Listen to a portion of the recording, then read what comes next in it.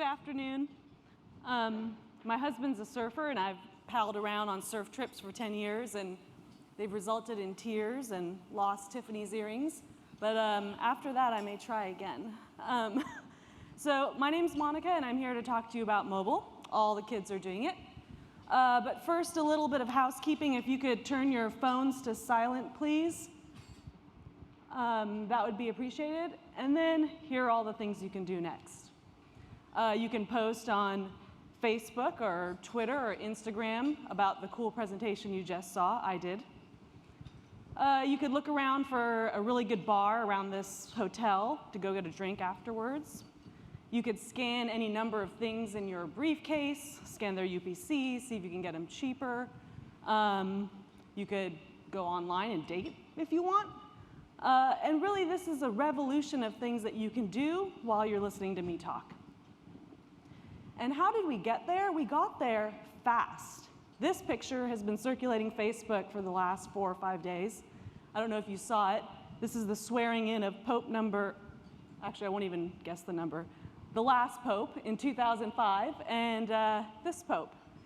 And I think this, when I saw this picture, I was like, oh, this is a slow pitch over home for my presentation for ARF. But it tells a really striking story that we have gone from engaging via person to engaging via device. We just saw on the previous slide all the things you could do on your device. But before we get to media and advertising, let's talk about how we got from the 2005 picture to the 2013 picture.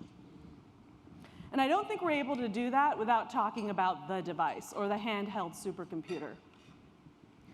Back in, I think, 1946, the first computer was invented. It could do 385 multiplications per second.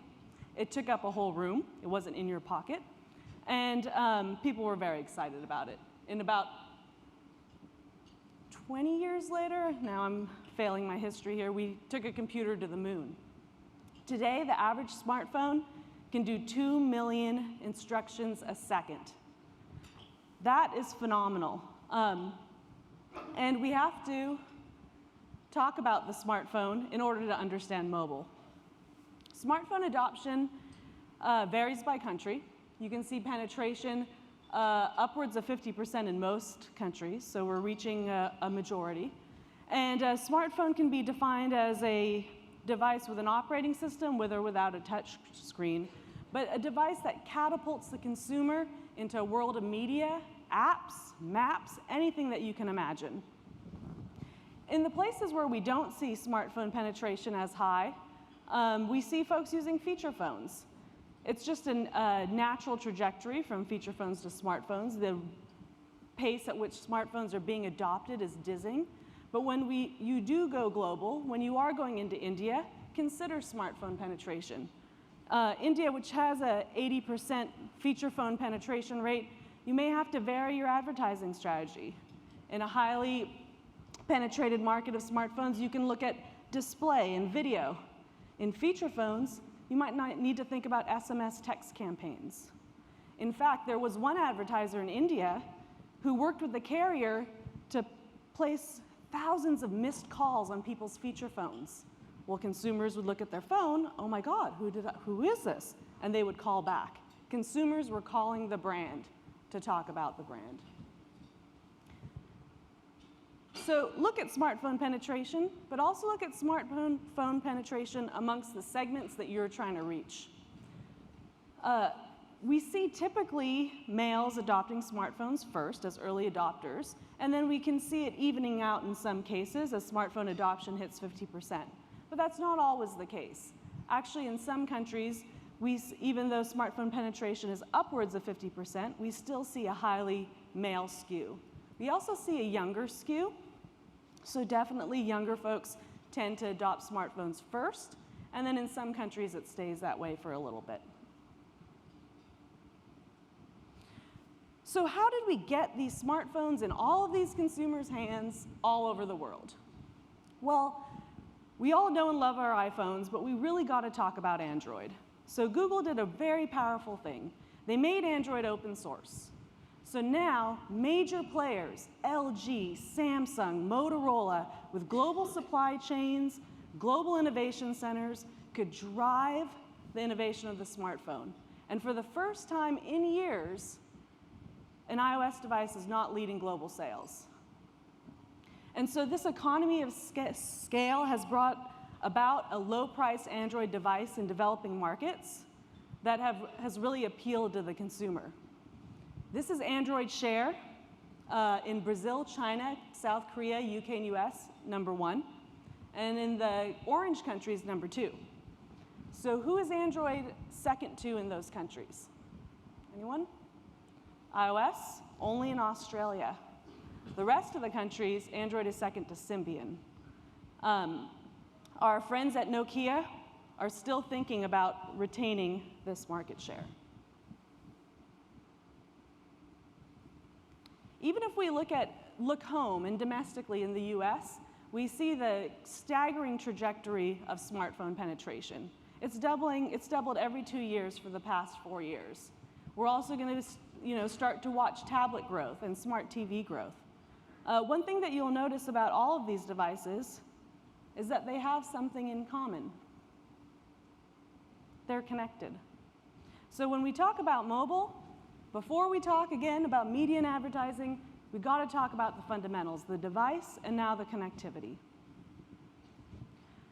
Connected devices are outpacing the global population. That is a scary thought. And if this trend continues, we will have 50 billion connected devices in under 10 years.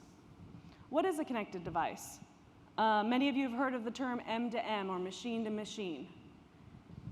People are connecting everything that they can. It's not just your smartphone and your tablet and your television. It's your car, it's your refrigerator, it's medical systems in the hospital that beep nurses when critical levels are reached. All of these items are joining the mass grid. And don't think that those global players, Samsung, LG, and so forth, are blind to this. Don't think they're thinking about how the refrigerator can have a shopping list that syncs to your smartphone when you're out of milk. Data connectivity is a tricky thing. You can look at data penetration. That's a useful figure to understand how many of your consumers in the countries you're trying to go into are connected to the World Wide Web via their smartphone. You'll see actually that data penetration is quite impressive. People have found a place in their budget to pay for data. That connection to the world is very important to them. But all data plans are not the same. So in many countries, connectivity will vary. We've heard 3G, 4G, 2G. Might dictate whether you do video or not. Also, data is not always available like it is here in the States. And in fact, India, 57% of people do have a data plan, but it might not be a 24-hour-a-day, 30-day-a-month data plan. In fact, folks save up their money and might just buy data for the weekend.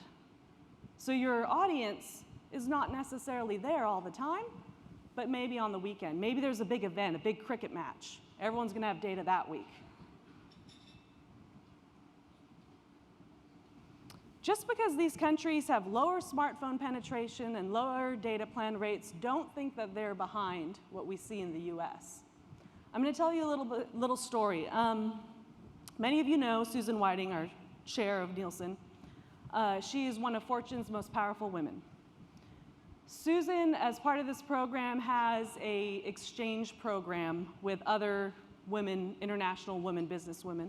And she asked if I could host Mamwita Makamba Gray in San Francisco, our de facto mobile headquarters, when she was visiting. Mamwita was the CMO of Vodacom in Tanzania, Africa. So Mamwita comes out to San Francisco, and I show her the bridge, and we go to Slanted Door, and I sit her down in the big conference room, and we give her presentation after presentation of how we help carriers and device manufacturers and media companies play in mobile. And then I asked her, so what do you guys do in mobile? And she's like, oh, well, where do I start? First, let me tell you about my favorite initiative, close to my heart. She said, there's this nonprofit that wants to help women with a very ugly and culturally biased post-delivery condition. However, this nonprofit has all this money to spend, but they can't find these women. because once a woman suffers from this condition after having her baby, it's considered bad or a curse, and she's tucked away in the back of the village hut. And try as we might, we can't find them.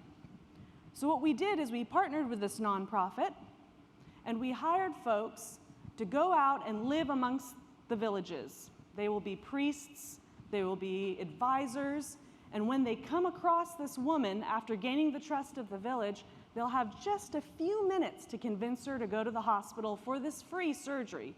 But the hospital is hundreds of miles away, and it's a very scary journey. So at that moment, when he finds that woman, he will SMS text us, and we will M-Pesa him back the bus fare. And within 1 hour, that person is on a bus coming to the hospital for the free surgery. And I think the kicker of that story was, this was 2 years ago, when most of the apps that we use hadn't even been written. So why are these emerging markets bridging these gaps faster than us? Well, one of the reasons is they haven't had the infrastructure prior to this. So when we look at mobile banking, we're just getting there, but it's because we have sophisticated and mature banking systems that work. Whereas mobile in global countries are bringing that opportunity to have a working infrastructure for the first time. In agriculture more recently, I read a story of a farmer who, although not very scientific, yet highly accurate, had this method of determining crop share prices by how many missed calls he had on his cell phone by his buyers. So when you look globally, there are different ways that mobile are utilized. It's not just Angry Birds, although that's a very fun game. Even in the US, mobile is giving us a connection to multicultural groups that we may not recognize right off the bat. In fact, multicultural groups have the highest smart rate adoption of all. White folks are the very last. And as this connection to the internet penetrates the households, you can reach these multicultural groups in a personal environment on their smartphone. Okay, so now we've talked about the fundamentals, we've talked about the device, the smartphone versus the feature phone, we've talked about the connectivity and how that may vary. Now let's talk about the good stuff. What are people doing on this smartphone? When you look out globally, no matter which country you're in, you see folks are using their phone to connect. They're just not using voice anymore. It's instant messaging, text messaging, social networking. They're doing it via apps and browser. We do see engagement on apps higher as far as time spent, but web also brings a very wide, non-loyal audience. Apps kind of give you that longer, lingering look at maybe your brand or your company. Mobile shopping starting to emerge a little bit, but again, it's really about connecting with other folks. Let's talk about the text messaging space for a minute. Before the smartphone, text messaging was done through your carrier, if you will. And some carriers offered international text messaging. You could actually text your aunt in India for a steep rate. And then the advent of data came along, so that connectivity factor came along. And folks started thinking about, how can I connect using data as opposed to voice? And we have this huge burst of messaging apps hitting the smartphone arena. And these are global players. You may have heard of WhatsApp. People use that to communicate with their family abroad. And these apps that you can text through are bypassing the carrier network, the voice network, and leveraging that data network that we talked about.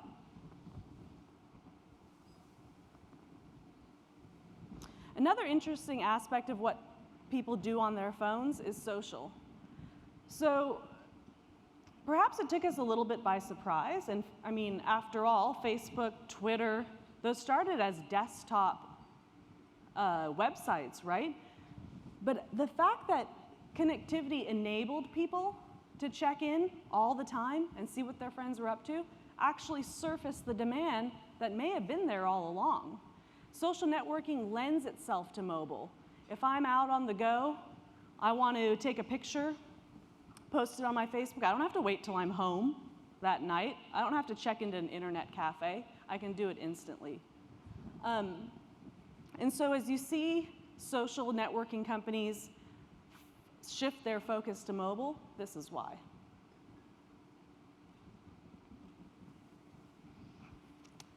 What else are people doing on their phone? Well, when you have the high availability, high speed connections that we have in the States and in other developed countries do have, you do see the advent of video.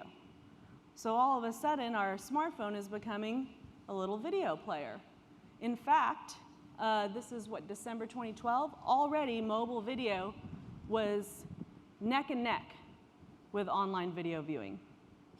So if you have a constantly highly available high-speed connection, you are going to start to leverage your supercomputer more and more.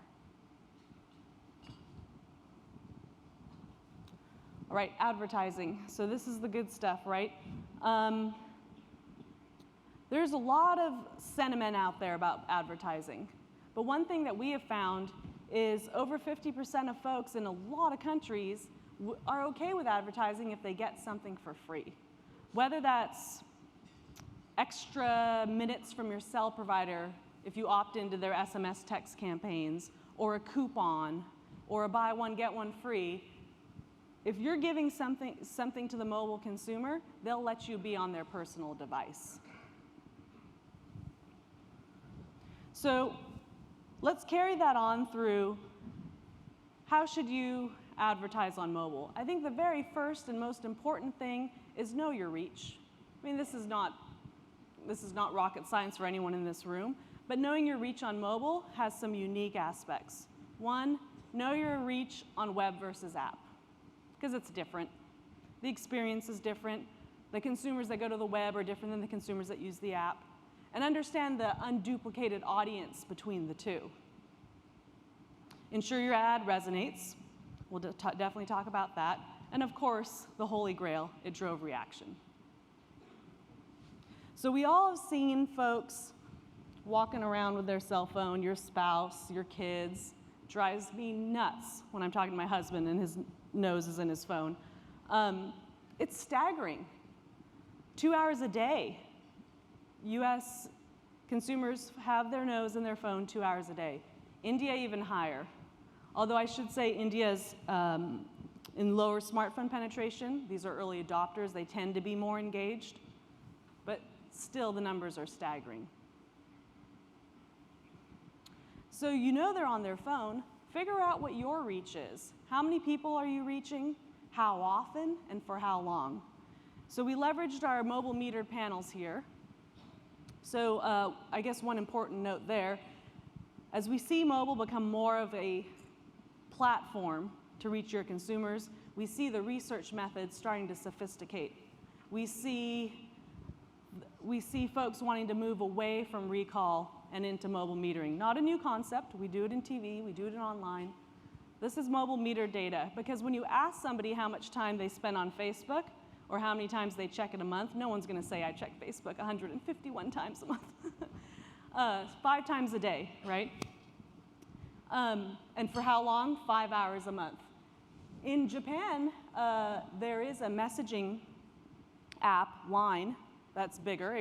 It started, I think, in 2011 after the earthquake, when trying to call people was just not even an option. And has grown rapidly. What I think is interesting here is Line has less visits, but more engagement. So people are logging in and having a richer, more engaging experience. Line also started as a messaging app, but now you can post photos, you can assign yourself a fun anime icon, you can share things with your friends, and so this line between messaging and social is starting to blur a little. And I mean, it's no surprise, as I mentioned before, people spent, before the advent of the smartphone, most of their time on messaging. Another thing to realize about mobile is, for the markets that people have high-speed data plans all the time, mobile's a constant companion. It's always there.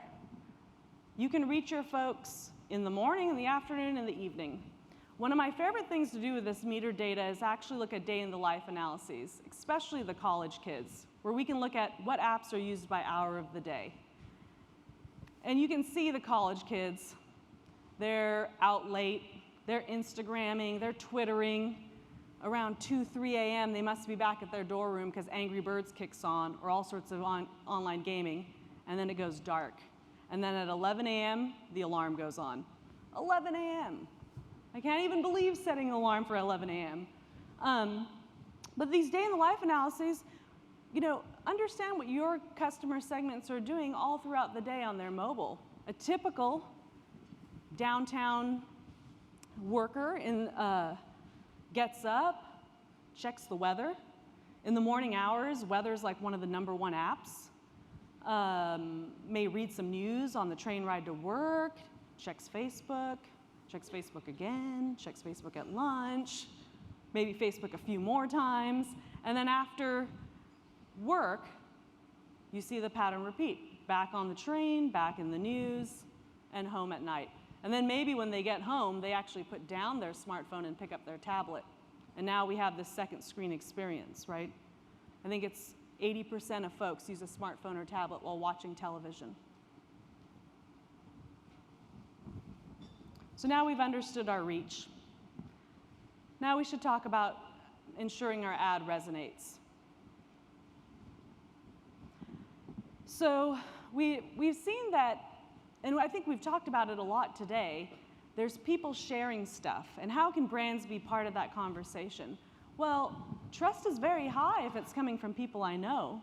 So if Mitch is telling me he likes macaroni and cheese, then I'm going to trust it more than if Kraft is telling me I like macaroni and cheese. So this was something that stood out very early on and was actually exploited in mobile. So now we see in social. So we see mobile advertising dollars flowing towards social because you can tap that high trust factor, that person's network of recommendations. So yeah, 1 in 3 still think that ads are annoying, but 1 in 4 are likely to pay attention. And 1 in 4 are actually okay with IDing your profile information to serve you a more appropriate ad. So that's pretty amazing, right? We hear about people don't want anyone watching them on their phone, but in fact, research shows that if you give them something in return, or if what you're selling them is relevant to them at the time, say they're searching for something as they're walking down the street, they're okay with it. And finally, nearly 1 in 5 feel more connected to the brands that they see on social networking websites. This is just an example of social. We'll zoom out a little bit and look at mobile overall. But I think this is an interesting story. So when you're looking at ad effectiveness for mobile, consider all the same stuff, likability, favorability, likely to recommend, et cetera, et cetera. But remember the mobile dimension. It probably should be real time, right? Mobile today, there's so much innovation in the serving platforms, ad exchanges, real-time bidding. You need an ad effectiveness measure that's going to keep up with that. So finally, ads to drive reaction. There are a few actions that you can take after seeing social ads. Share them, like them, purchase products, and you can see that the rates are pretty good considering how new it is. But the rates among multicultural groups are even more amazing. And in fact, if you see here, the Asian segment ranks amongst the highest, with nearly a third purchasing products after seeing a social ad.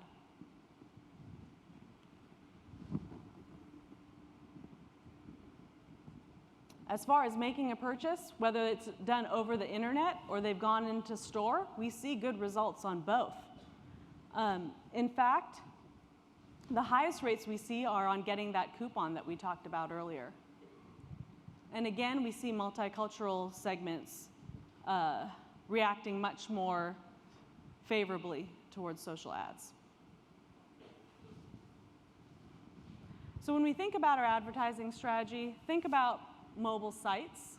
to get your wide, non-loyal audience, the net, if you will. Think about your apps, pulling people in, having them engage longer. And then think about driving a reaction. We do see folks, these are on all advertising, not just social, we do see folks making purchases on their tablets and smartphones, but still small. There's plenty of opportunity here left. So where do we need to go? I think first, continue to understand the device and connectivity aspect so that you can have a solid advertising strategy that's going to reach the consumers you want to reach. Next, understand your reach.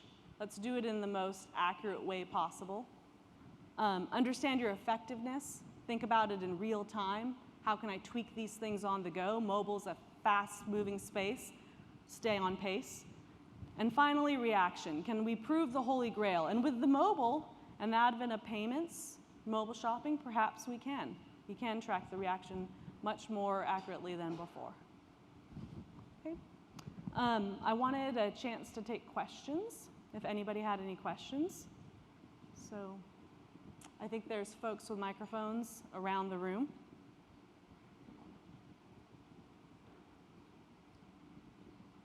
There's one back there.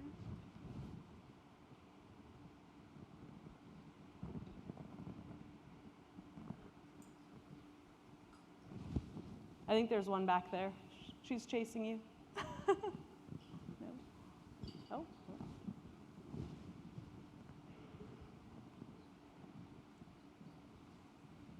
No questions at all? Yeah, I have a question. Sure. The examples from the various countries, so are they comparable, or like in countries like India, are they sort of big city samples? Sure. I think the full methodology is available online, but in some of the cities like India, they're major metros. Mm-hmm.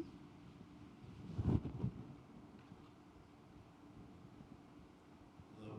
Hi. In terms of methodology, to kind of piggyback on that, you were talking about the difference between passive measurement versus recall. Mm-hmm. To what extent do you think that recall is going to become, I guess, an invalid measure, or Sure. you know what I'm trying to say? Sure. I don't think recall will be an invalid measure. I just think what it measures will change, right? So if we can reach frequency and duration, let's think about electronic measurement. Electronic measurement won't be able to capture everything. So until electronic measurement reaches the point where we can track purchase, let's use survey. But even more importantly, let's use survey to understand attitudes, satisfaction. You're checking Facebook 5 times a day. Why? You're spending, 40 hours this month researching travel. Did you travel? Did you find what you're looking for? So I see definitely a role for survey or for recall, but what it measures may kind of evolve. So it's probably talking about like a multifaceted approach. Sure.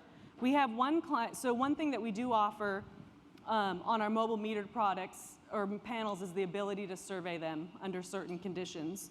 And so we do have clients, one of which was almost ready to present with me today, but we're just not finished with the results. But we're looking at folks, how does mobile play a role in the path to purchase, right? So our meters don't watch to see if you entered in your credit card, but we certainly can survey the folks. We can mine what are they doing on their mobile, how is it affecting their path to purchase. I think retail's really fascinating. What are people doing on their mobile while they're in your store? Can we mine that information and see what apps they're visiting, what websites, are they checking prices, reading reviews, so forth.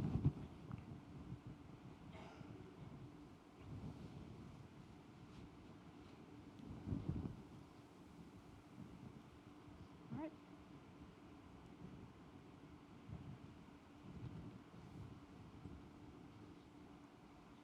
It's kind of a quiet crowd. Maybe lunch put us to sleep. All right. Thank you very much.